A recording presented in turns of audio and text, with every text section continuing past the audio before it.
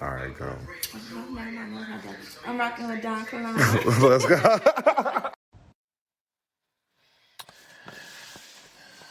Alrighty, good evening, everyone. Thank you for tuning in. Be sure to like, comment, and share. I'm super excited about this program. We just had the first official training.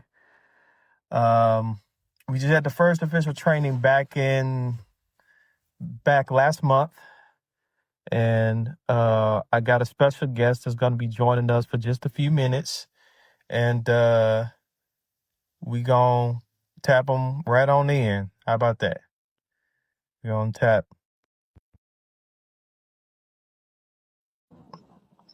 So I need y'all to tune in because we are going to be talking about the community policing program. Doc, All right, family, peace. peace and blessings to you, man. How are you? I'm doing great, and yourself? Man, I'm doing good, man. This weather's beautiful today, man. It's Yeah, nice yeah, out. yeah, yeah. I'm loving the weather. I'm loving the weather. Man, so man, again, thank you so much. You're probably one of the busiest people that I know, but I feel like you and I can have a very engaging and intelligent conversation about community policing. As somebody that understands the private, I want to get into a little bit of the intricacies of the importance of community policing because most people don't understand that community policing is a private sector. Facts. So can we just kind of dispel some of the myths of what community policing is and how it is the best bridge between the community and the municipalities that operate law enforcement within city or state governments? Um, I how I even came into this stuff is like I don't want to get too deep though, but like the Black Panthers, you know what I Yes, mean? Like study if you look at the Black Panthers, they were actually created to protect our communities. And like when I was introduced to Harvard Christian University, that was one of the main things that sparked my interest. Was because the first time I spoke was about the community and how to protect the yes, community. So having the option. This is something available to anybody. It doesn't you just don't have to be a certain race, creed, or color. But and we're not here to bash anybody, but certain churches they're not protecting us. They're not protecting the communities. They're yes, taking from the communities actually and yes, not giving back. So what Harvard Christian University has done, like because y'all work directly with Interpol, yes. and I'll let you speak on the Yeah, on the we gonna sophistication of go into Interpol. that just a But bit. yeah, so you're putting together community police, like Yeah, the police that are in our Black communities. We're gonna just stick there. We all have a nationality, but we're not gonna get deep. This is for the melanated people. They're not from those communities no, at no, all. no. So Dr. J here, he teaches the private life first of all, but you have to be able to protect these people as well. Yes, And because we're having they'll label you a sovereign citizen, they'll do all types of crazy stuff, and that's not who we are. We're a common unity. yes, It could be a family. yes, So we got community watch programs, but with Interpol you get to work directly with the police. You get to talk to it's recognized, so to yes, speak, instead yes, of being like a private security guard, because that's how I operate. As being in the public, I have to deal with private security, yes, but this is community police. You actually get to police your communities, and they're here protecting darker skinned communities. So I just want to put that out there, and yes, anybody can be part of this. yes, But to yes, my understanding, I haven't took the classes yet. But yeah, to my understanding, we're not carrying firearms or anything. We're just making sure that the police see us and understand that we are protected. We are yes, protected. I need everybody to understand this. The private sector is the part of the economy that the government does not control. yes, Then the public sector is part of the economy that the government does control. And I'm not getting too deep, but what has happened is when we're utilizing their documents, we're part of that public sector, and we're being treated like property yes, in the public. So that the actual police are doing their job. Yes, let's talk. Do, Let's talk about that just a little bit. Not give them the whole juice, but let's talk about that because most people don't understand. They are operating within the laws and the yes, codes of their they're doing municipality. nothing wrong. They're not doing anything wrong Anything wrong? at Anything? all. At all. Correct. They're following the book. They understand the Yes. protocols. They understand the state jurisdictions. They are more aware than you think they are. We don't give them the credit, but they are well aware.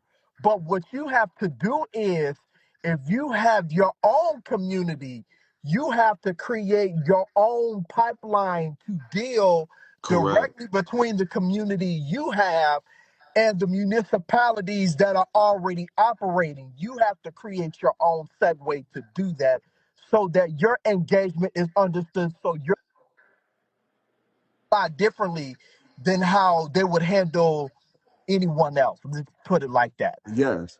And let me just throw out there, this is amazing because like even like the event last year I was with y'all in Atlanta. Yeah.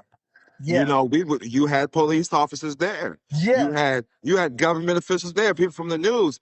And when they heard me say some certain things, Dr. Carr was able to step in and say, hold up, and be able to explain it in their language, Yes. in layman's terms, so to speak. And they're like, oh, okay, you're right. Yes. You know? Yes. So with the with having this private community police, that's like the gateway to make this, whatever you're doing in the private, to make it make sense. You know, a lot of people don't know. I'm not gonna get deep. Amish have their, it's called y'all seen the show, The Amish Mafia, right? Yes. They Yes. have their own security. They have their own police, their own community police, and the police in the public is not going to interfere with that unless you're harming somebody or damaging property. Yes. Those are the main things. So just like I mean, this is a chance to everybody that's living the private life. I'm going into the private sector. And I know there's going to be some people that don't know what I'm talking about, but my community that I'm in, this is where you want to be. Yeah. You know, I mean, you do have to go undergo background checks and certain things, but if you're trying to change for the good, like everybody's trying to do, I don't want to drive without a driver's license because we know certain things, or you know what I mean. I'm not gonna Right. get deep, but yeah, you know, we understand Yeah. in the private we don't have to register a car, There we but go. you still have to abide by certain rules, though. So this is where you can start learning these rules and There we start go. operating correctly in the private and still be looked at as a community police officer, because that's truly what you're going to be. Right. And And you're policing your private community, your private rules. yes, let's talk about that just a little bit. Somebody was telling me that what's the difference between a police officer and a community police officer? I told them there's no difference. Right? Facts. There I there don't, is there is no um, difference. I don't know how deep we can get, but We we, Article we One. can we can we can put our tippy toe in the water. We can. So look, I'm about to read something first, but I need everybody to understand this. Article 1, Section 10 of the United States Constitution states that the United States cannot interfere with a private contract. The only time they can interfere with your business is if you're hurting somebody or damaging property. Yes. So, and just to take it another step further, all these crimes that people are going to jail for, there's no victims. So when you have a community policing involved, we can hold trial right there. We can talk to the Right. supervisors right there because you're Right. actual police officers. But I need Yes. everybody to Google this. Right. Is private law family law? And Yes. I'm gonna read it. I'm gonna read it. I'm gonna read what I have right here. This is from Google. This is from the public sector. But family law is a type of private law. Is Mm, family law private law? I typed mm, it in wrong. mm, So private family law is different from other civil cases because it focuses on personal relationships and involves children. So family law is private law, and a lot of people don't understand that. That's why the Amish operate outside that type of jurisdiction. And mm, I'm just bringing up communities so y'all can paint a picture and know that mm, this is real. And mm. when it comes to the so-called black race or black people, they don't have a community. Um, And anything that's truly protecting them, it has been weeded out through certain nonprofit organizations, because they came public. Hmm. That's the government's agenda. They're doing their job. Right. That's what it is.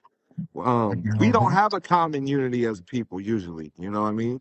So I just want to say Harvard Christian University is the only black church. I mean, we're aboriginals, we're the Yes. original, but when Yes. just for this sake right here, they're the only ones trying to protect the black people, the black Yes. communities.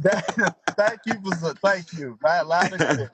That's what we're trying to do, and this is your opportunity to let the municipalities know that you Correct. understand what community, what jurisdiction this community is supposed to be protected by. If they're doing their job on this side, we got to go back and say, what does the community on this side need to do? What is their job? How do they need to interact and engage? What is their, instead of being fearful of them, we need to understand what are they, if they're doing everything correctly, then they can't be the problem. It's obviously got to Facts. be, what are we doing on this side as the community to help them to understand how we better engage with them? You I, are I more like that. formidable when, if you have somebody from your community that is pulled over, that when you're looking at this ID, and by the way, it is a scanned ID that is So connected. show them the You back, show them have the a back, show the badge, show the badge. You get that too. You get that too. yes, you get the badge and you get the ID. The ID is scannable. So when you get pulled over, they can run this, and Facts. it has protections in it. So if they so much as arrest you, this badge has certain technology in it that wherever this badge goes, they can pinpoint it and locate exactly where it is. And if you are found to be wrongfully jailed or anything like that, you will get Facts. a call from the U.S. Division Director, and you will be let out. That's how that works, because we Facts. understand that if this community is not have someone who is the go-to, then it's going to continue to contract with no interference without you understanding how they're even doing everything. They're doing their job, but you have to understand they're contracted to do what they do. We'll be back after a quick break.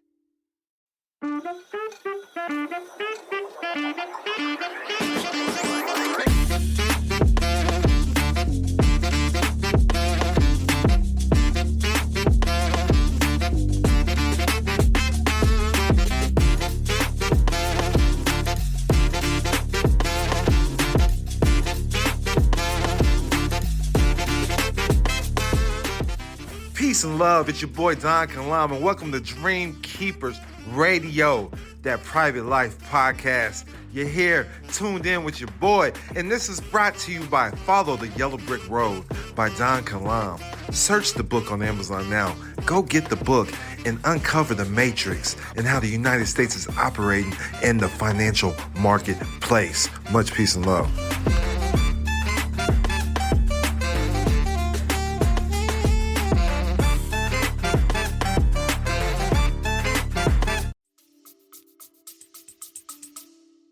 Facts. And so what I learned too is they're called police officers. That means they're policy enforcers, and they're enforcing policies. And so as a public citizen, a public U.S. citizen, you fall under all their policies as property. Yes, So they have to treat you as such. And just to take it a step further, people need to understand this. The government was created, they call them the founding fathers, right? These are mhm, private families. yes, Fathers start families. So yes, private families run and create the government. And that's just what it is right now. So Harvard Christian University, not only are they a private family, they're tapped into multiple private tribes and private families. yes. From the higher ups, I was in New York and y'all gave a award to the police chief. You know, Yes, I was yes, standing right there. They yes. recognized this stuff. And then I learned more private knowledge because I thought a citation was a ticket and it's a award. That's right. That's right. That's right. And these are things that we're actually going to be talking about in the training that I think is important. And I think as a community, if we do this, we can help to understand how we can better protect. This is about protections. You can't protect family without a trust. So how do you Facts. protect community? You protect Facts. community by having officers who understand trust, who know how if your community operates under a trust, then that trust needs protection.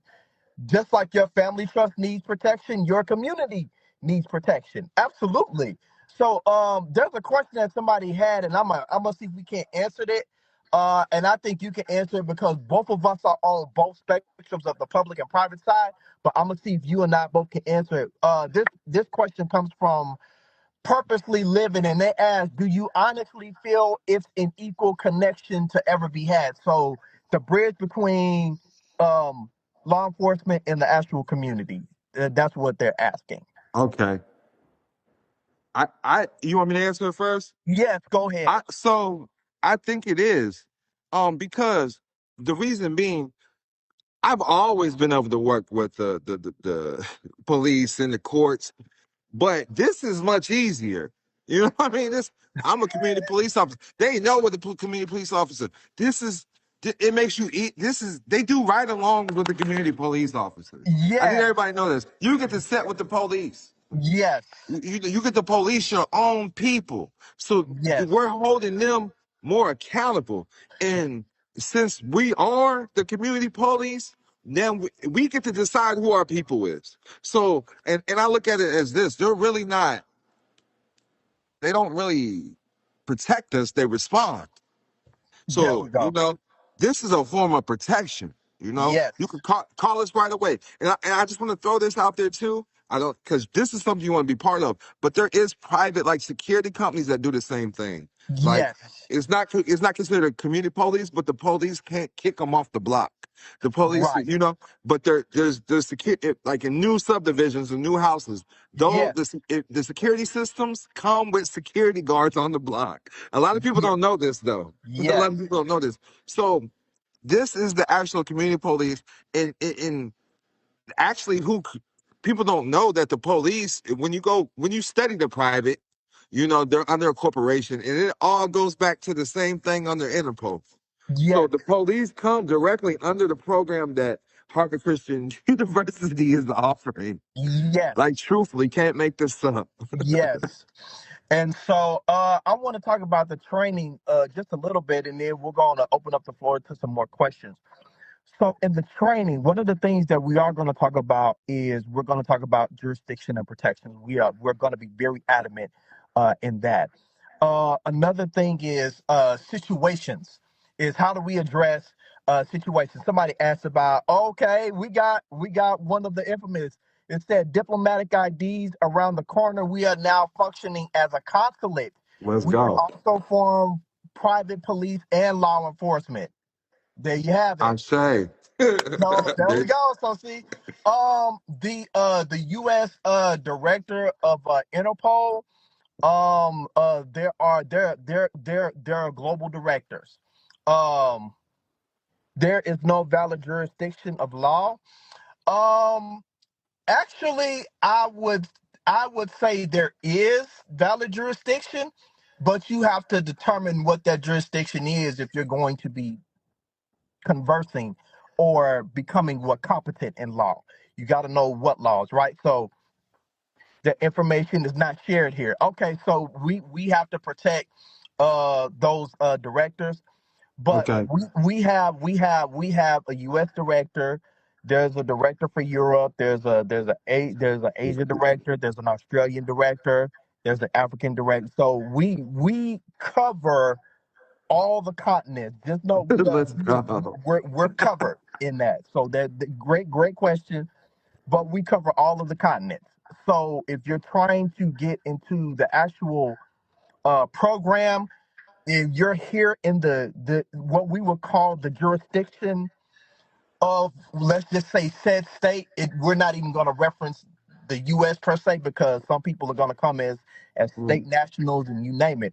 Right. So with whatever your said jurisdiction, if it operates within the division of the U.S., you will be working with the U.S. office. That's who you will have the protections of. It's the U.S. office. And any communications, whether you're someone who travels internationally or anything like that, you have the support while you're there in that jurisdiction of that area as well. So there's cross communication for your travel, because I know that's the question that's going to come up. But we're actually going to be going through situational training. We're actually going to go through understanding how to do de-escalation tactics. We're going to get into things like domestic violence, how to That's address lit. those situations. We're going to go into different things in the areas where you're going to have to be very competent to be working, because what you're doing is you're essentially going to be assisting law enforcement to handle some things that they may not be versed or expertise to handle. In that 2 day training, you get so much, like it is loaded. But when you come, you're going to be able to go into each of the breakout sessions, and you're going to be able to take notations, make you extremely competent. That's the key. If you can get through situations, then you won't have to have the conversations about jurisdictions and if Right. you're a national or anything like Can that. I throw something out there? So Sure. everything is like I said, family law is private law. So you really are the law. But our families don't create jurisdictions. You Right. don't put it on the record. So everything is truly under God. The first jurisdiction under this system would be the Ten Commandments. But we don't implement that. They implement codes and statutes. And that's because you don't know which royal family you come from. Harvard Christian University is directly under a royal family. So I Mm, need to throw that out there. So it's private regardless. They have a depart or Ministry of Defense. You know, they directly under that. So there we I'm just go. saying that's enough. But with private tribes and private family, they have private training. They know what to say to the officers. So most of our families don't have that. And I want, because I've studied this, and not to throw any groups out there, but the Nation of Islam used to operate like this. They'll go to the jail and get their people out. But this is a whole different level. You get credentials. You're working directly with people that create law enforcement. Yes. Like, this is recognized. There's no And most people don't understand. Guess what? Who better are you going to work with? Are you going to work with the municipalities, or are you going to work with the ones who train the municipalities? Because right in essence, facts. that's what we're doing. We're actually training the municipalities on how to better work with the community police officers that are there that they can't service, and they're being the bridge and the gap to say, hey, like, you don't have time to work through a domestic violence issue. Send me in a unit and I'll go see what's going on, because you got bigger fish to fry. You got robberies and other stuff that you have to Facts. handle. Facts. So And we're the intermediaries. We're gonna pick up the load for the stuff you don't want to handle, that you don't deem to be important. We're gonna take up the slack, because that's what part of our job is. We'll be back after a quick break. In a world where borders can limit opportunities, one book dares to challenge the norm and empower foreign nationals like never before. Introducing Can't Touch This: Diplomatic Immunity as a Foreign National by best-selling author Don Kilam. Did you know there is a difference being a citizen and national? This is for foreign nationals seeking to expand their horizons. Do you dream of obtaining a diplomatic passport and the freedom it brings? Don Kilam reveals the secrets to unlocking diplomatic immunity and creating your own nation. Discover why you are already a foreign national, learn the steps to obtain a diplomatic passport, and explore how you can be recognized by numerous nations on your diplomatic journey. Most never knew they could have diplomatic immunity as a foreign national. This book is a game changer for anyone seeking freedom and recognition on the international stage. Get your copy of Can't Touch This today and embark on a journey towards diplomatic immunity and creating your own nation. Order your copy now and unlock the power of diplomatic immunity as a foreign national. Can't touch this. Diplomatic immunity as a foreign national by Don Kilam. Available now at leading bookstores and online. Get your copy today. Right, right, right. So I study police handbooks, So Yes. I just need everybody to know that if even if you have a regular state ID or you're not part of this, if you like, because I said there's people that do the national and all of that, but they Right. don't say the right things. So like I saw they are a consulate. So if you understand, this training is going to teach you what to say to the police to Right. get those rights invoked, because you don't Right. have rights until you state them. Right. So this is going to give you the rights, give you enforce rights, and and allow you to know what to say. So they'll contact your consulate, and you get to stay there until your people show up. I mean, even Yes. moving forward, if they decided to do anything, you have the right to be seen by your peers, and now you have peers. There you go. I couldn't have said it better. And I believe this is going to be the way that we're going to be able to now. Our former president, Joe Biden, put together a initiative and talked about, several things. um, and was addressing a lot of things about communities and things of that nature, like what's happening with the police and what's this and what's like what do we do, and they rolled out this massive program, but nobody took advantage of it. It's Wow. just like nobody took advantage of it. The Community Violence and Intervention and Prevention Initiative. You can Google it. CVIPI. CVIPI. It was put out in 2021. It was a bill. It eventually came out in 2022, but nobody took advantage of the program Wow. because nobody knew how to handle the mantra of defund the police. Nobody knew how to. It was too shaky because nobody knew how to touch it. But we came and said like, hey, look, we'll touch it because we know there's certain things that they can't touch that we're willing to get our hands in and we're willing to deal with it because we know on another totem pole you got other things that are more important. You got to deal with robberies. You got to deal with this. You got to deal with all of this other stuff. But what about the lady who's going through domestic violence? What do you Wow. have for that? What do you have for somebody that is on the street that's homeless? And what things do you Wow. have to actually help the community that is hurting and going through something? You have the chance to be the cure-all. You have the great opportunity to do that.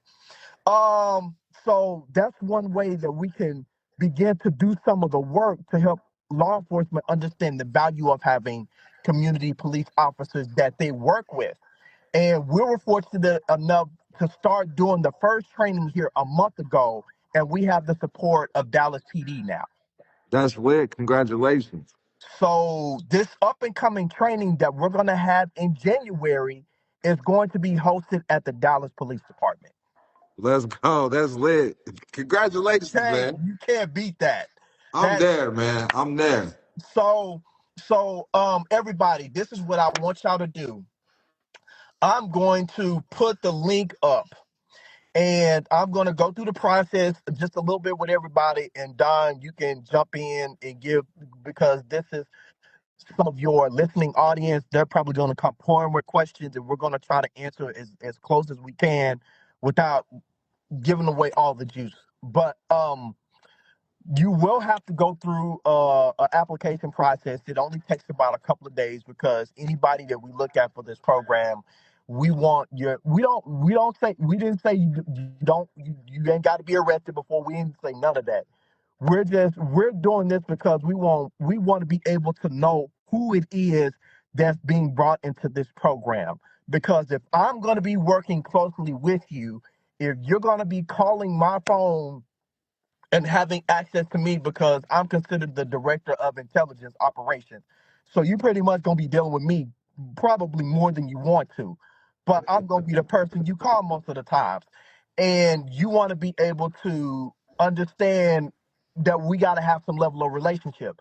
So this is an opportunity for me to be able to evaluate your background, not to pick it apart, but I think we need to be able to have the opportunity to be able to communicate with each other, and find out what value do you see that this program would bring to you and your community. That's why we're going through this vetting process.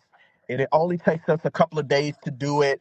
And I promise you, when you do this training, you're not going to regret it. It's going to be very impactful, and you get to meet some other like-minded individuals there at that training, and you also have the opportunity to engage with some other people that will be attending that are specialized. We're working on the domestic violence unit.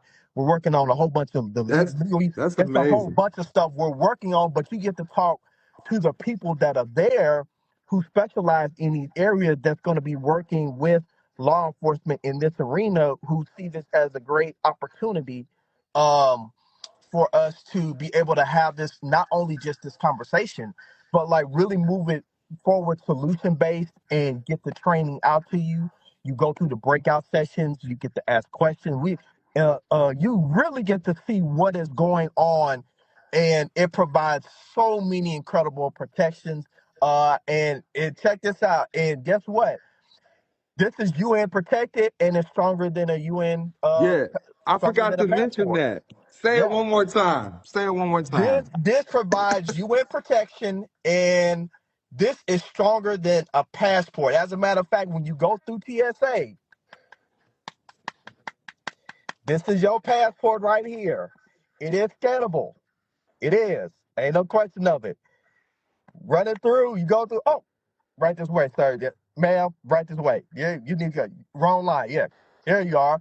Because now the TSA is reclassifying you, and they're saying you're in the wrong jurisdiction. So if you're going to general population, that's why we're gonna go over TSA stuff in the training. We're not gonna dismiss it. We're gonna go over TSA stuff in the training. But just know when you have this, it does provide diplomatic protections. But we're gonna train you on how to use those diplomatic protections when you're traveling the airways. We're gonna show you how to do that. I feel like this is like because a lot of people are coming here just to try to get legal protections, truthfully. So Right. this is simpler than anything out there. Yeah. This is the simplest form of anything out there where you don't really have to study all these books, study all these different subjects. You got one thing, straight, simple, to the point. Now your family's protected. You're part of a private community. Yes, there we go, and it works just like that. Okay, so somebody asked about where do I sign up. Okay, so I'm gonna put the let me see if I can pull this link.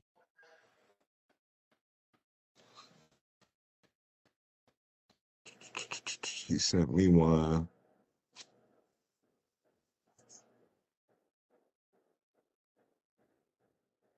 Have it. So you can start the application process. And I'm gonna pin it here, and it's pinned. All right, so we got it pinned. Okay, so you just go through, and Dr. Don. So if you are from, or if you are from one of his people, when you go through and complete the application, make sure that you put his name in the application as the referral, because Don Kilam. he's one of our regional directors in the program. So when you put him on there, that means that you have two people that's watching you. You got me watching you, you got him watching you. You can't get no better than that, right? So Facts. you can go on. The link is there. It's pinned. All you have to do is go and start the application process. The review is 2 days long. We don't go that in depth, but we will have some conversation. I will engage, and I think everyone should be given the opportunity to be in this program. But if you Absolutely. really seriously are really wanting to dive into this sector of it, because there's so many other parts of the private life, but law enforcement is just one of those things. I encourage everyone to have it. Uh, just go through and complete the application. Give us 2 days to spend some time with you, to get to know you, to understand you. And once you're there, then all you got to do is go and sign up for the actual program. Um, Yes. So okay, somebody asked about tribes. So okay, tribal. What about the tribes? Okay, so let's say you have a tribe. Okay, if you have say 4 people, you would be considered a tribe at that point. If you have 4 people, you have tribal designation. Once you decide that you want to sign up, it is per each person. You will get a discounted. You will get a discounted package. But if you're just coming in strictly as an individual, you're not referral based, or you don't see the need for it, or you don't see the value in it, or you're not tribal in a sense. You go through. You're gonna go through the other part. It's more intense. It's more in depth, more breakout sessions, more personal, and then you get more other stuff with it. But if you're operating as tribal, we want to try to keep it within that capacity because we have the capacity to work with tribes. So if you have 4 or more people, the group aspect is the best way to go. But if you're not tribal and you're doing it strictly for family or anything like that, there we go. So you got the moderator. It's there. It says Yeah, you see. tribal people federally recognized are still regulated. Let's talk about that. Okay, so if you're operating with the tribe, the best way to handle being federally regulated is to get private protection. We're gonna be your Facts. private protection. Okay, Facts. that's your best way out. I Okay. I want to throw out there. This is the only way I move is through private policing, you know. Yes. Now I'm working with them, but I've always just moved with private security because I understand the private contracts, I understand private law. But Yes. moving forward, I'm thinking this is how everybody needs to be. You need to have, because just think about if the police come up and something happened as a private security guard, because I know so many private security guards, Yes, I do. Yes. and you have this credential. Yes. You know, now it's a brotherhood. You know, Yes. that's what it's about. Let me tell you something. We literally just got we're gonna be, I think it's in the fall of 2026. We have multiple divisions. Now, this is where really gets interesting. We have multiple divisions. We have a bodyguard program. So if Oh, you that's want to lit. look at, we got the bodyguard program. We have a cybersecurity program. So if you want to get into the cyber, it's not rolled out until the fall time, but it's coming. We're working on the rollout of it now. We also have the counterintelligence. So anybody that wants to be on the counterintelligence side, that program is going to roll out in the fall. But the reason why we want to do the community policing program first is because it will progress you into the other programs. Because until you can do the community policing stuff, you won't be able to touch cybersecurity or anything else because you're going to be Yes, sir. touching on community issues. You just got to be already expertise in those areas. So when you upgrade, because we're going to be talking about upgrades too. When you upgrade your rank or you decide you want to go to a different division, you need to have tons of community policing experience. And that's going to be your best way to bypass the criteria because their criteria is strict. You got to have minimum of 10 years of this, and you got to have this, and you got to all of this stuff that you have to have. The community policing program will give you the basis to walk through. So when you look at going to that other program, you got tons of experience and no way they could turn you around. Look, it's That's sites right. The moderator's putting the sites up. IVIP doctor is there.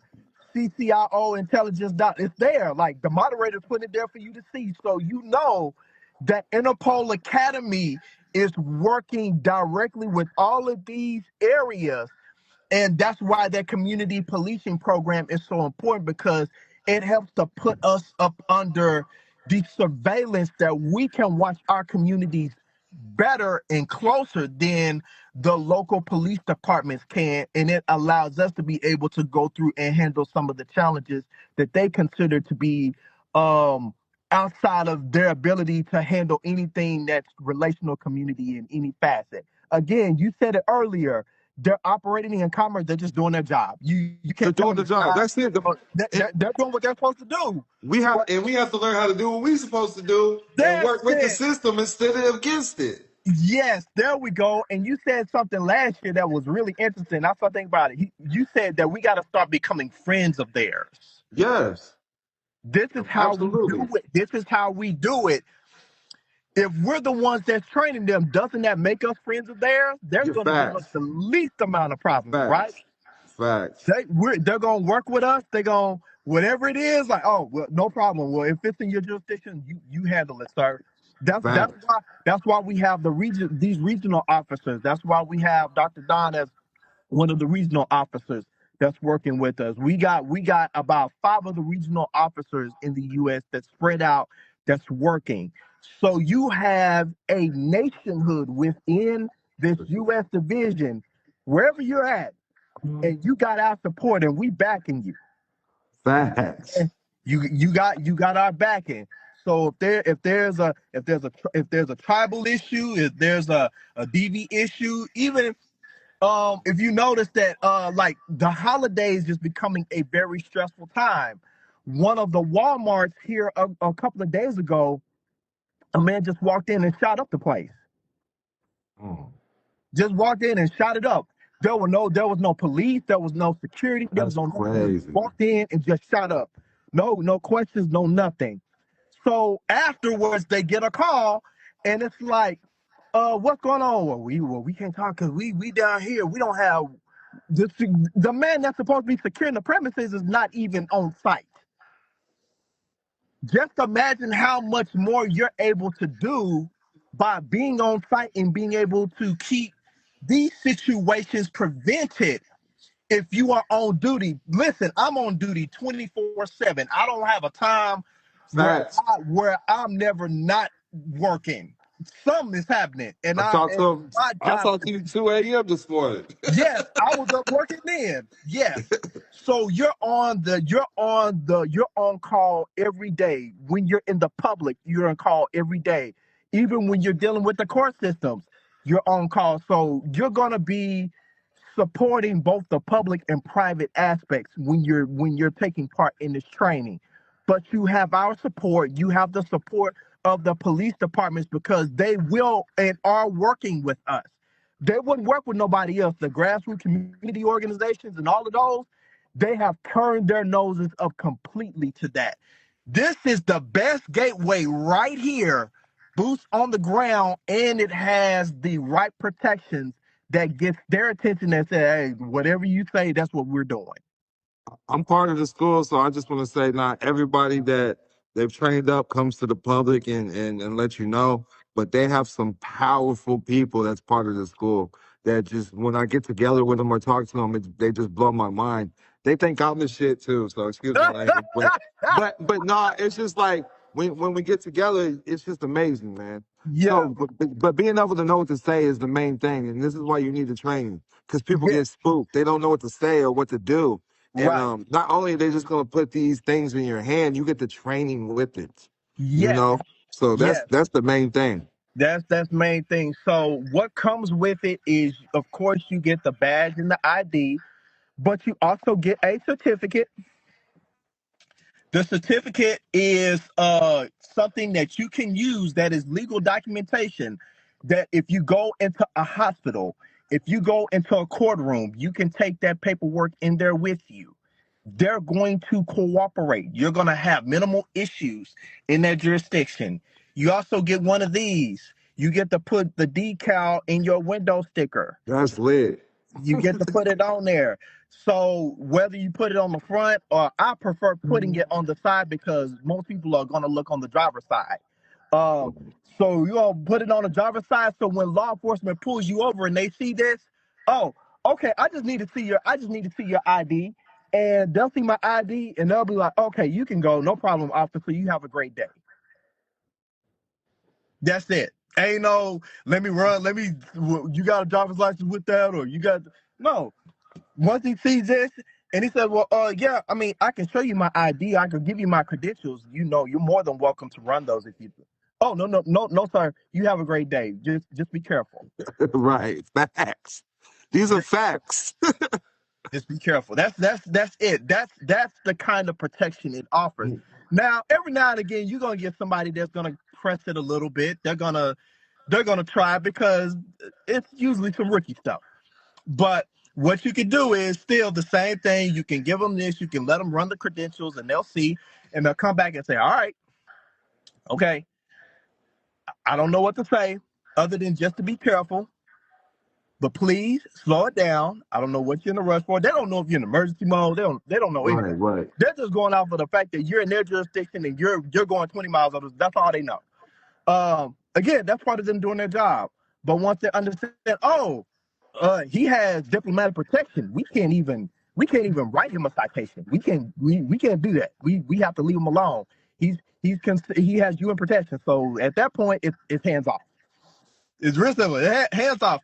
But somebody's like, well, does it work every time? I would say 95.9% of the time it works. There's always going to be a 5% chance of somebody on one level or the other that's going to be like, man, I don't believe that. Let me see. And then when they find out and they run it, okay. I mean, truthfully though, like you once you become this, you should put, if you're in the jurisdiction, they're supposed to know you're there. So I'm not gonna get deep with that. You see, But you're supposed to put them on notice. The gentleman always gives notice. yes, So there we go. There we go. you give notice. I'm here. You know. There we go. We go. So See, all right. So here's what I want you to do. When you come in January to do the training, I want you to do that part of it because I want people to understand that if you're going to really do this ain't no I'ma just go do this and do this freely. No, right. there's gonna be some stuff you're gonna have to do in the process so that when you're dealing with law enforcement, you're in their system. Facts. So you're not ruffling no feathers. So if there's an issue or anything like that, it's like, we apologize. We just can't. Okay, so let me just let y'all know I'm here in the area. If you see my car, if you see this, or if I call you and I may need additional assistance, or I may have a robbery or something like that, or something happens, if I'm not trained in tactics or anything like that, I can call and say, hey, I'm putting you on notice. There is a robbery at this location, this, and that. Please come to this. I'm a local community police officer here. I'm on standby. That's it. Protection, right? They Protection. can't say you in something or involved in something you have no business. No, you're doing your job as a community police officer, which is to give them notice. But if you're trying to de-escalate, we're going to give you some de-escalation stuff. So we're talking about people that may be dealing with family violence or domestic violence issues. I'll be teaching in that part of it so we can work on the de-escalation tactics. So because the courts are going to start changing some things next year in regards to what's going to happen when you have emotional outbursts in the public. What's going to happen is a lot of stuff is going to change. Again, I can't put this in this publicly, but in the training, I can talk about what's going to happen and how you can help in de-escalating these situations and working with law enforcement in that. Also, as well, the counterintelligence program, we're working on a crime lab. That's lit.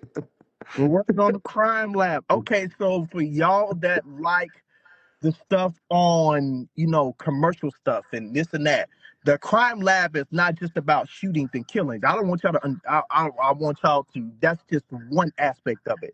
But when you're talking about crime, where you're talking about everything from redlining to eminent domain to you name it, those are considered crimes, even financial crimes, trading securities, different things like that.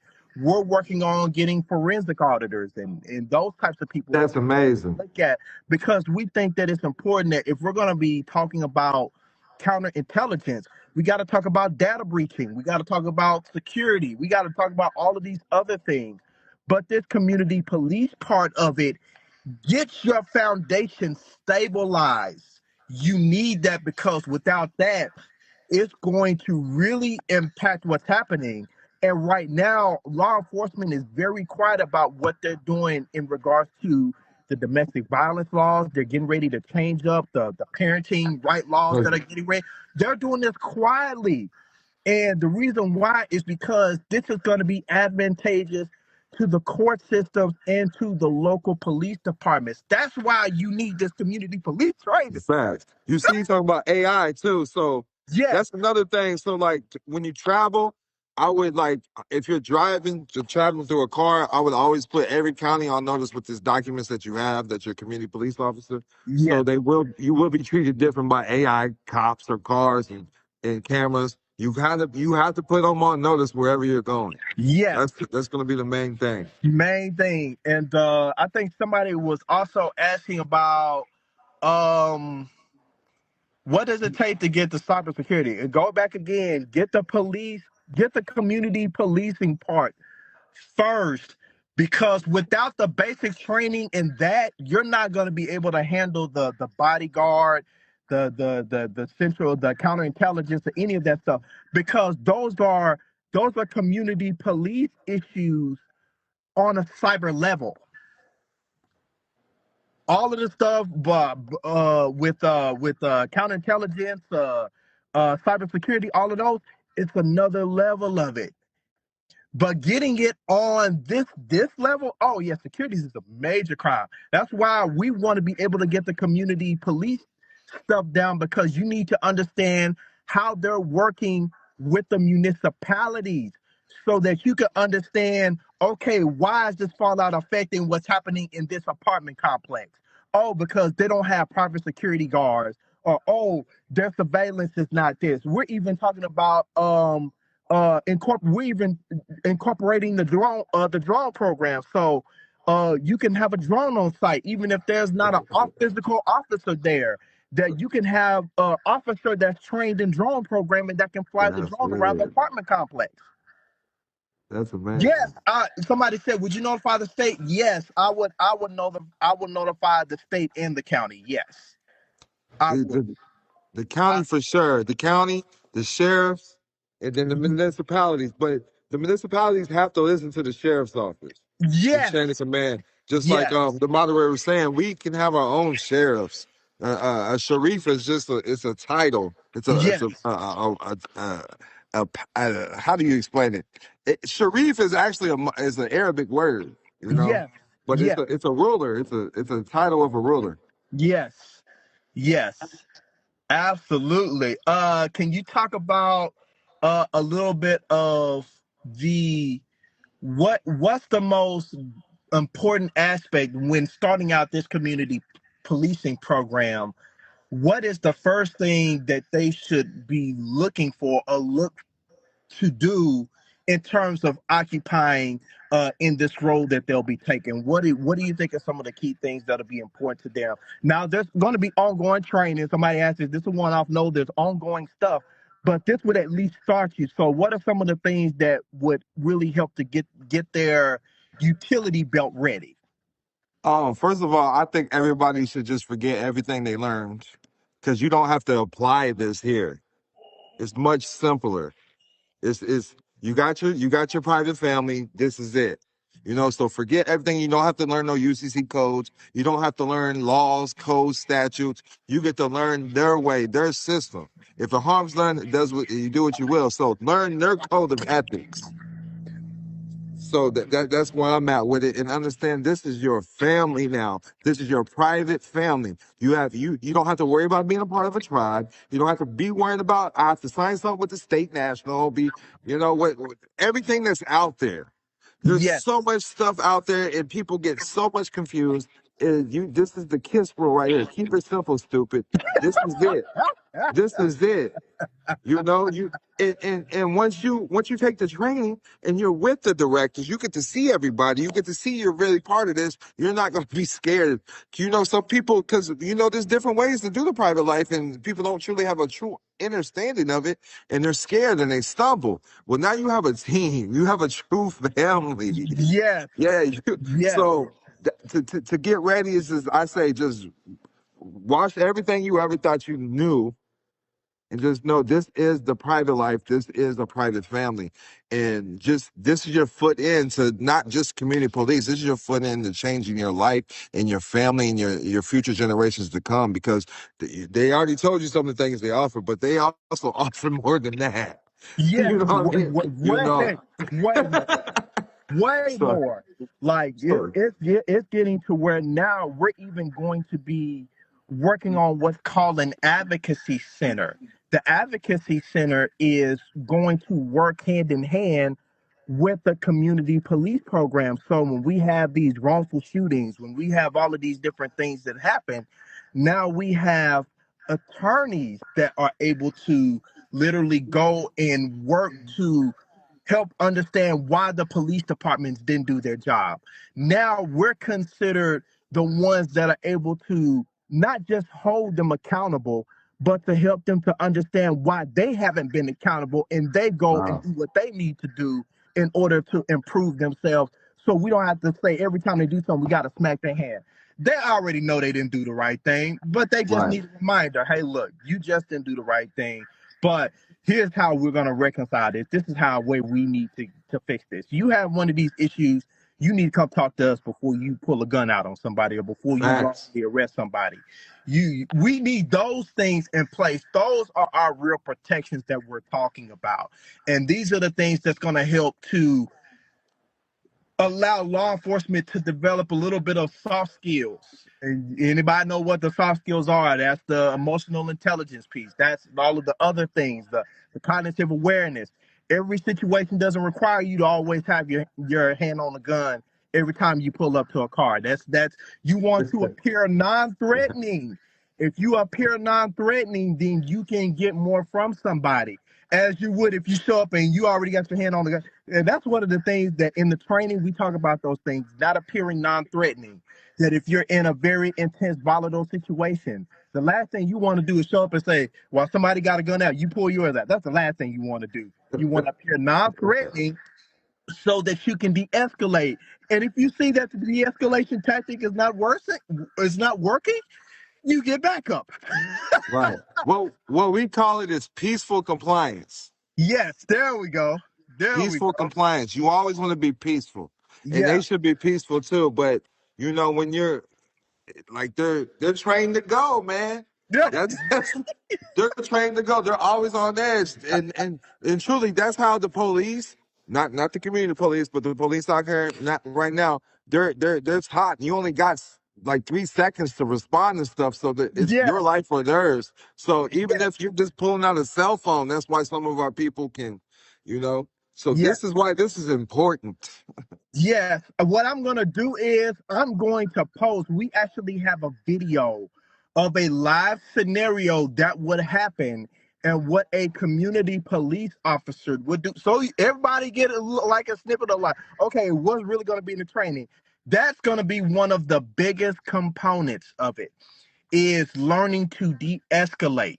Okay. This is not about filing a bunch of documents and this like just again erase all of that. It's not even going to be in the training. It's not a conversation. We're literally talking about live scenarios that you can have on hand that are communication ready. Nobody's going to fight you when you got this on you. This beats paperwork anyway. But who's going to fight you Facts. when you got this? Okay, all right, got you there. So is that we said that much. Um, okay, the moderator, sovereign police is not a recognized or a legitimate term in law enforcement, government, or international policing. So somebody asked about that. Is not a recognized or legitimate term. So police are not sovereign. So that should answer a lot of y'all's questions. Police are not sovereign, y'all. We look That's like that deep. judge, jury, execute. No, they're not sovereign. He's literally giving you the gem is right here. So that means that as long as you have people who take oversight, you have the ability to provide diplomatic relations so that you can issue peaceful compliance. But you see what he put? That's what nations, tribes, and governments may be sovereign. Police forces, however, operate under the authority of a sovereign, not as sovereign entities themselves. Yes, yes, So when I started off, I said they're under a royal family. They are part of a royal. That's the pipeline right there. That's yes, the family tree. They're yes, under royalty. yes, So sovereigns. they're sovereign, and then comes the police force. Yes. Okay. So now, let's talk a little bit about. Oh no, the reason why police don't have sovereignty is because of their jurisdiction. But we're not gonna get into that. It's they're considered. I'm here. They're security guards. Thank you. In short, That's how I look at it. You yes, know, like, because when you go to some like federal recognized tribes, it's going to say tribal security. yes, You know, but that's what they are. You know, if the United States is a tribe or whatever you want to call it, you have to look at the United States as a tribe or your state as a tribe, things yes, like that. The city as a tribe. The city yes, may be a sovereign entity, you know, but then that's like their security guard. They're protecting their policies. That's what they call them, policy officers or police officers. yes, yes. So somebody said they're a corporation. No, they are employees of the corporation. Let's clear that up. Don't just throw it out there. Let's reel it back in. They are employees of the corporation. Okay. So what happens is once they are bound by corporate jurisdictions, they must enforce policy. That we're going through the chain of command. Because please understand this, the reason we're doing it this way is because it's going to be said, well, you know, there's this they're judge jurisdiction. No, they're not judge. You have to understand they are doing their job. They are operating up under the policy of the municipality. The municipality is created up under state codes and statutes. So they're already doing their job. Oh man, he just going overboard with his job. No, he's not. He's actually doing his job. Please understand Facts. that. Facts. He is guarding the codes and statutes of said corporation. Please understand that. Don't let that go over or under your head. That's exactly what they're doing. So in order to know how to police, you must understand their policy. Because Facts. our policy is what? Whatever the jurisdiction of our community says we function as. Okay? If it's anything else, I promise you, you're gonna have a day in court and they're gonna eat your breakfast, lunch, dinner, and anything else you serve. Okay? So please understand they are employees of the corporation. They are Facts. assigned as policy enforcers of the state. Okay? When you are attached to not a sovereign entity, but you're attached to a organization that is considered to have sovereignty, that is a different level of protection. Facts. That's Facts. what the UN is for. Facts. Y'all, The United Nations, everybody. that's what the UN is for. Y'all, that's why they have Homeland Security. That's why they have CIA. That's why they have FBI. That's why they have CSA. That's why they have SWAT. That's why they have all of these different departments, because they all have different jurisdictions of what they can and they can't do. But the one common denominator is that Interpol Academy trains them. So now what we've decided to do, because the municipalities have not made the relationship of commute between them and community safe, we're now coming in providing the safety. Since y'all don't want to necessarily do it, we're going to help you. We're going to become Right. your That's friends it. and help you. That's it. That's it. So, and anyone got any questions? We can gladly answer or try to answer as much as we can without juicing too much. Without No, juicing too much. that was perfectly worded, Dr. J. Yeah, that's perfectly. So, You did, that was a great presentation. oh, thank you. I appreciate that. I thank you for coming on as well. So, Yeah. somebody asked about, okay, so if you are in a group of four, because I think some people are looking at the site now, if you are in a group of four, the training is $1,250 per person, okay? That's per person. The application to do the background, because we do run background, I can't get into where we get the background from, but we do check it. The background is $350. That gets us to look at you. Now, somebody asking like, oh, what if you don't have? Okay, so there is a pay later button. So for those we would say that are more credit motivated,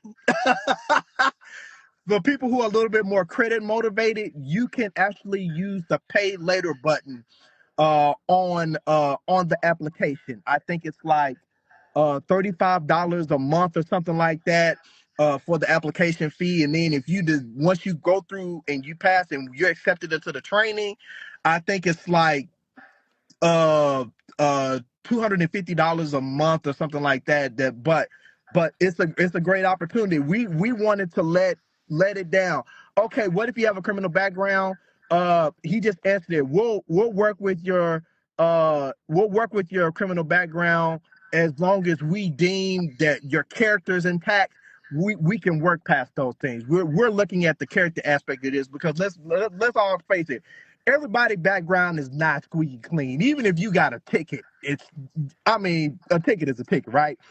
But everybody has had some interference at some point, but we don't make that a defining. But we look at it for character aspect. We look at it to say like, hey, this person may have made some mistakes, but look, they want to do it different. We're going to help them. We're going to assist them. We're going to get them on the right track. We're going to get them all of the training. And then you have regional officers that you can report to. So if you have an issue or you're needing assistance, you call them. If anything, then you call us. Like you're gonna have a chain of command of who you work with, up to pretty much up to the second in command, which is I think it's Dr. Jerron Barnes. I think it's Dr. Barnes is the regional.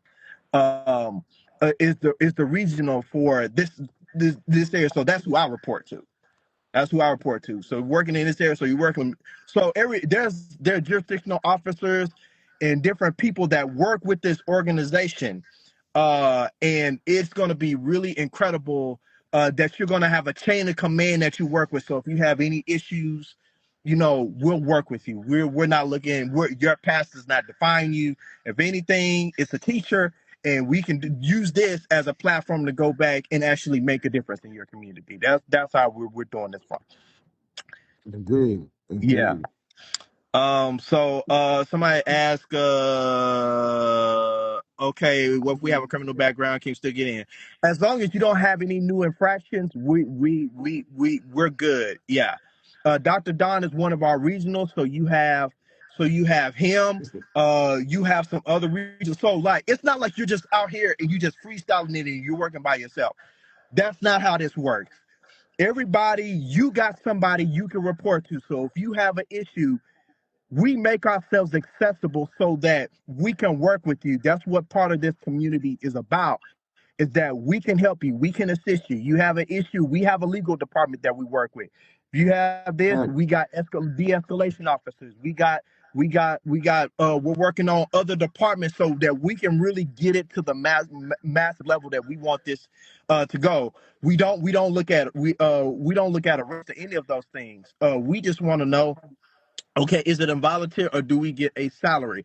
Okay, here's what you can do, is that you start off as a volunteer, but there are contracts on a community level that are attached to the police departments that will work with you in that aspect, and That's we'll weird. we'll look at pay and different things like that. But the most important, does it work in every state? Yes, it does. It works in It's under the UN. I'm sorry to cut you yes, off. United Nations. yes, Okay? yes, Interpol and the United Nations. yes. So that's really like all police have to report to them, Right, regardless. right, Like in the world. right. Not just the United States, in the world. World, yes. That's who we have the back end. Okay, they're asking. So people looking for jobs. This could be a stepping stone. Okay, so now there's also additional caveat. So for those who are actually wanting to like get into law enforcement, they're actually working with the police departments. Um, we actually have a relation. We have some relationships with the local police departments.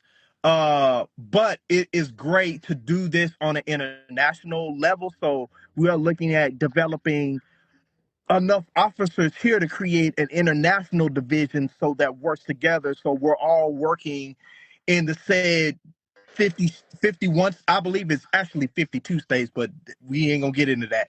It's actually 52 states, y'all. So no say what the history books, but it's actually 52 states, just so y'all know. So within the said 52 states, this can work in terms of being able to actually have this, but your designation and protections are up under the UN, so it actually makes this international. It doesn't say international on here for no reason at all. That's why it says it. Yeah. International police. And I just Yes. want to throw this out here too. So this is how I would be thinking if you're looking towards like to monetize this. I would be looking at getting into this the police academy, then going to the bodyguard thing that they have, the bodyguard Yes. class, because I'm going to tell you, Dr. J and Dr. Carl, the whole organization is tapped in with everybody, and they need security guards at their events. There's events every day probably with the community that y'all have. I know I always need bodyguards at my events, and then other people Right. that I'm connected with. So Right. I'm telling you, like, it's endless, and this is a whole network. Like, I don't know how many people you have under the school, but I just want to know, like, I just want y'all to know this can lead to financial gain, you know? Yes, it But you can. have to do your own networking sometimes, though. But Dr. J is going to make it easy for you. I promise you that much. Yeah. Oh, somebody said 52. I can't tell you what the 52nd state is on here. I can't mention that. Don knows what the 52nd state is. I know we can't say that on here. Well, we'll get blasted. So we'll get blasted, but it's 52 states. Just like you have to go back. I'll put this out. Go back and look at when the North and the South came together. You got to go back and look at when that happened, and it will tell you where the 52nd state came from. That's it. That's it. That's my hand. I just threw it out there. That's my hand. I can't give you no more. That's it. So wrong with that. That's their private life. Yeah, that's right. That's private. But just know there's a 52nd state. Just I understand that.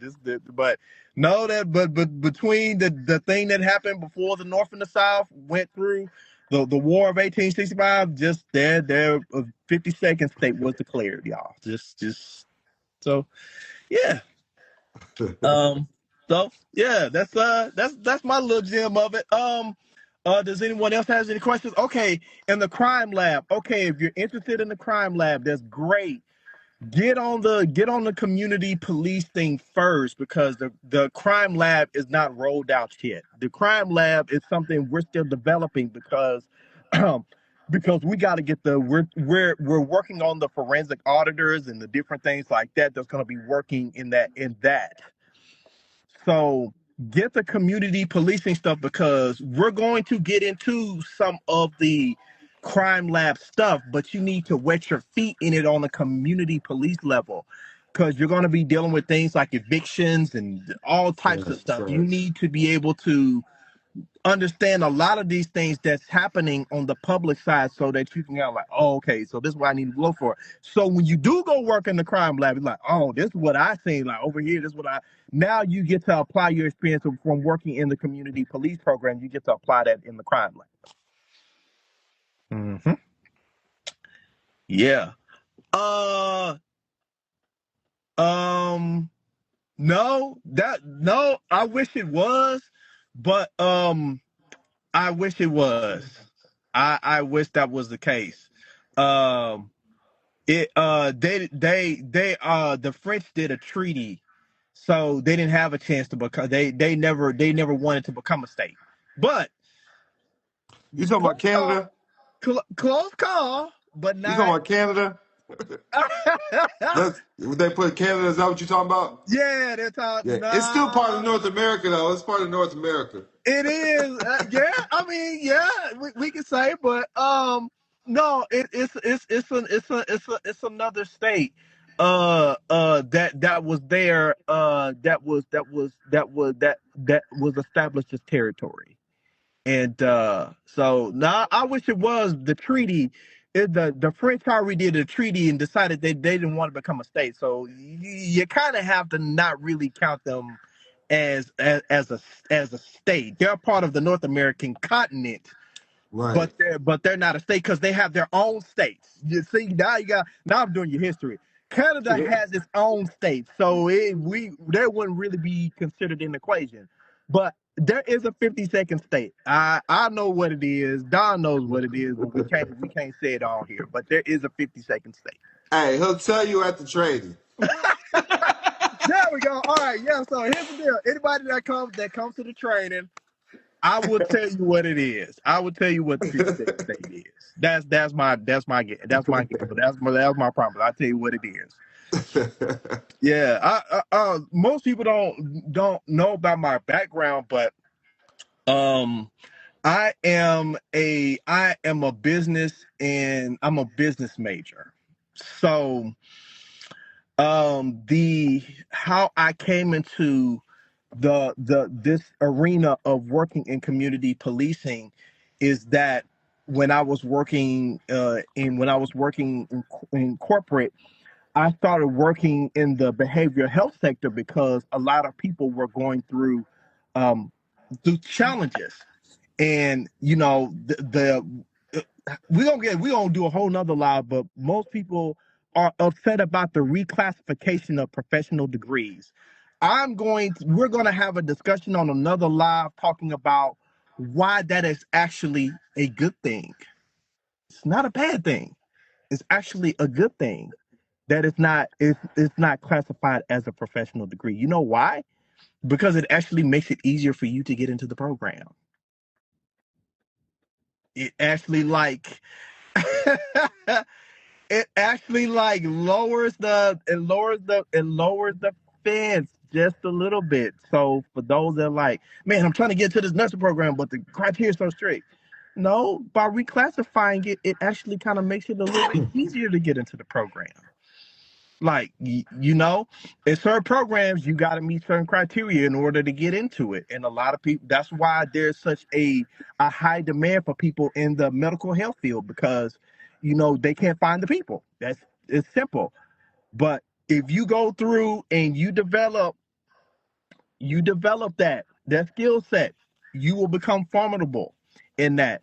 So we're also going to be doing medical training and other things that's going to be included, CPR and all those other things. That's going to become a part of you all's training later on, as you go through it, because you're going to work some emergency situations and different things like that too as well. So this is not a one-off. This will get you started, but you're going to have ongoing trainings that are going to be conducted by people who work in high places, people who work for the FBI, people who work with SWAT, they're going to be teaching in some of these programs. So this is the best time to get into this. Like, I would not sit around and wait on nobody to get in this. This is perfect timing to do this. Get in on this. Like, we want to be able to we want to be 300-400 strong with this first one rolling out. Like, we want to do it in such a massive way that when y'all are sent out, you know who your directors are. Hey, you're in LA, you work with such and such. That's who you report to. He reports to me, but you're working with this person. And you have any issues, you call either one of us. Like, those are the types of things we are doing. So now you have a go-to. Now you have a community that you work with. You're not out here doing this by yourself. This is the beauty of the training. Right. Yeah. So Dr. Carl, yeah, he's one of the forerunners for making this happen in this U.S. jurisdiction. He's the one that's making it happen. So just go through, and it's on the site. So it's there in the link. So when you click on it, you can go through, read the information. But when you go down and you see that application, go through it and do the background of that, and give us 2 days. Give us 2 days to look through, and you will get a phone call from our office. You will be hearing from our office, and we will have a very unique dialogue about what we're looking for, What do you want to do in this training? Like, how can we assist you? We're going to ask you all of those things because we see that this is an overall benefit to help your community. This is what the overall benefit is. If this is what's going to keep somebody from being wrongfully shot, we're going to help facilitate that. If we can escalate some of these domestic violence and family issues, and we're gonna do that. We'll have some remedies in place. We got some amazing people. All of those on the site. Those are our regional directors, Don. So I need to get your headshot in here, man. So Yes, sir. Yes, we sir. can get you on Yes, there. sir. Got you. So yeah, but all of those on that site, it tells you who the regional officers are that you're working with. You're not out here by yourself and freestyling it. That I would not. If you're gonna do it that way, I would not encourage you to get into this program if you just gonna freestyle it, because you don't understand the magnitude and the levels of the training you're going to get. Like, there's the Interpol website right there. It's there. It's super legit. It's super legit. It's all there. There's no fluff, no nothing. It's there. So you want to go through Lit. and you want to do that application. We'll get you going the right way, and we hope that we get to see hopefully a lot of you at the training. Does anybody have any questions? Maybe I can answer or Doc can answer about the training, and we can just see where we go from here, y'all. But make sure y'all have the link. I left it up for a reason, so you can't say where's the link at. Y'all didn't post it. I'm gonna leave this live up so you can go back. I'm gonna grab the live and post it too. Then if you're part of my school, I'm gonna put the link in the school as well. There And we go. let you know you was referred by Don Kilam. I'll be sending it to everybody that's part of the school. There we go. So that's what we want. We want this training to be massive. We're literally hosting it at the Dallas Police Department. You can't listen. Like, anytime you got Dallas PD on board, they're saying like, "Hey, look, hey, we with it, y'all. Let's do it. Let's make it happen." Yes. You see what he's put? Oh, we got a gem dropped. Tribal people can do a treaty with Interpol. We could help set up a UN recognized law enforcement, courts, and homeland security with the diplomatic IDs. Now that's power. We're not hiding behind anything. Yeah, this gives you diplomatic protection, y'all. You can So literally scan this. if you have your tribe, whatever, you can create a treaty with them so you can be protected. Yes. So that's what's going on now with your families. You don't have a treaty with these people. Yes. So they're treating you like property. I don't. It sounds sad because we're in America, but this is the world of capitalism. Yes. This is just welcome to America. You have to understand this private life, and you have to learn how to become friends with the state. That's what we like to call it, because it's trading with the enemy. When you go to court, it's the state versus you. Right. So you have to learn how to become friends with the state. Yes. This is the way to do it. And you'll notice that as you go into the courts, if you are ever, assigned there, I've done expert witness testimony sometimes. Dr. Carla's done expert witness That's testimony lit. for forensic purposes and different things like that. The people that we go and we work with on certain cases, they ask us to come. As soon as they see this, like, "Oh, sir, like, no, like, why are you taking your belt off?" Like, well, we're just issuing peaceful compliance. No, sir, put your belt back on. No, you ain't got to take it. Put your shoes back on. You're good. Do you have any weapons to declare? Yeah, you got to watch the language is conveyance is everything. Right. Do you have any weapons to declare? No, there's no. You see, I got my strap. That's so So I know I go to certain places. Am I carrying? Am I not? No, I'm just here up under peaceful compliance. I'm not here in your jurisdiction to provide any protection. So basically, I'm saying I'm off the clock. That's basically Right. I'm Right. saying. I'm off the clock. If anything happens, I know how to cut the clock back on. Right. That's the whole point of it, is being able to make sure that you have protections on both the public and the private side. That's what we're able to do in this training. We're gonna give you all facets of it. Okay, wow, we got more people joining. Like, just what I think we about to get. Like, they coming in. Okay, yeah, the tribal Okay, so the tribal treaties. So if you actually have a tribe, we are able to help establish friendship with Interpol. So if there are any issues regarding municipal law enforcement, they got to deal with us before they even touch you. They got to deal with us first. That's If sweet. you're dealing with court issues, they got to deal with us That's first before awesome. they even do anything. Homeland Security provides our backup for us because they ensure that your diplomatic protection is kept. Okay, that's why they're behind us. Okay, that's the power that we're ensuring that your tribe, your community, your nation, your family has. We're ensuring that that happens.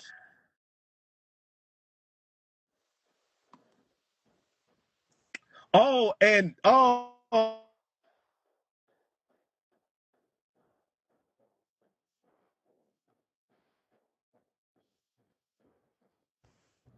Cut it out. Cut it out.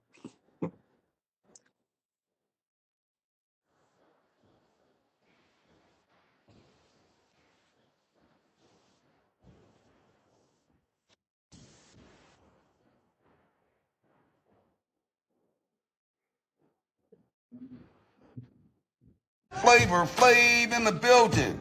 Yo, Don Kilam, keep doing your thing, G. Hey, yo, check 1, 2. This is Flavor Flav in the building, you know what I'm saying? Word up. Hey, yo, make sure y'all check out the song bars, you know what I'm saying? Word up by my man Don Kilam. You heard? A Fresco King. Yeah, boy. You know what time it is. Make sure y'all check out the bars by my boy. Alright? Flavor Flav in the building. Yo, Don Kilam, keep doing your thing, G.